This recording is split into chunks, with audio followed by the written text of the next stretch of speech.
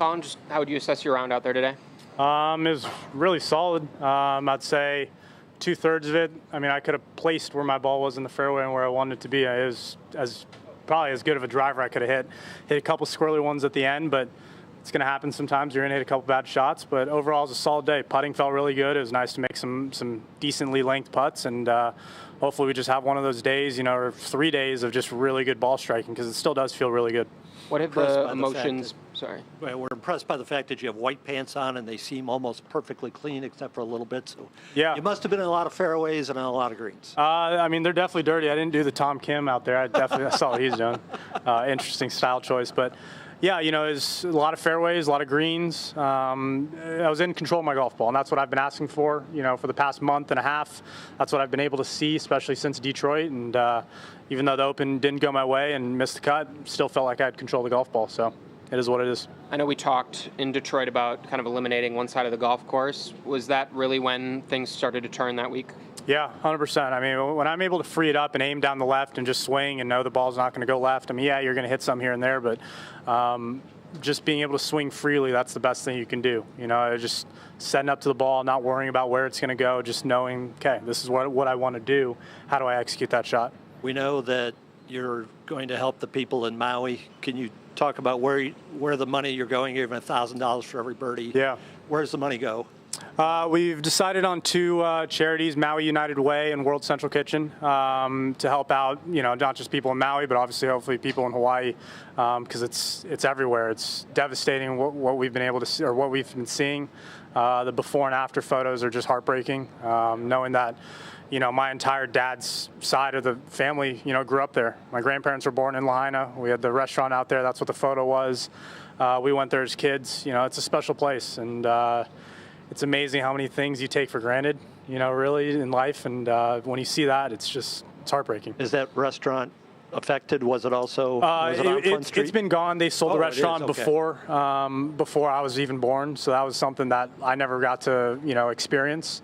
But, it was along Front Street. It was right there. I mean, we used to walk by. I think it was like a jewelry store now that took over, at least it took over now, and it's just terrible. And you still have relatives there, right? Plenty of relatives. A lot of them are in Oahu now, so I think there's only a couple that are in Maui. I think they're all right, but just to hear, I woke up this morning just checking the news, and to see how many people have, passed away from that, I'm at a loss for words. Do you try to put that aside during a round? Do you embrace it? How did you kind of approach that? Yeah, I mean, look, I want to make a lot of birdies for them. One of my friends texted me. They're like, "Okay, $100,000." I'm like, "Shoot, 100 birdies in 3 days and 3 tournaments is." I don't know if that's ever been done, but it would be a great feat to say the least.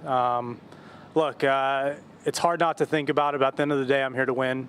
It's in the back of my mind for sure. It's extra motivation, and just perspective, I think, when we're out there.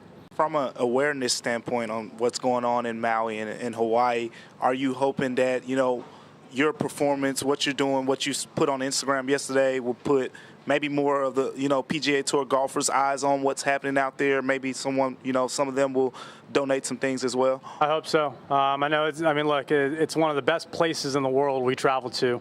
Year in and year out, to go to Kapalua, play golf there, and hopefully, I'm going to ask. I know I'm going to ask my sponsors. I'm going to ask people that I know just to help out. I mean, anything helps. Really anything. Per birdie I make, whatever you can afford, whatever you want to put in. It's a generous donation. So I'm going to be pushing hard to make those birdies, and hopefully everyone else can reach out and help out as much as they can. You're going to do it for all 3 tournaments? All 3, all throughout the playoffs, yes, sir. Yep. This is a bit of a change of pace, but the talk of the golf world today is about the book excerpt about Phil. I wondered what the reaction was amongst you guys, when you heard about it, or if you've heard about it. Yeah, look, the truth, I don't know what the truth exactly is, but for what everyone's reporting, that's a lot of bets per day. I don't know how I'd be able to play. Look, I have no business commenting on it. I know Phil, but I don't know Phil that well to know what his personal life was like. I don't know Billy Walters, right? Billy Walters. So I have no spot on commenting.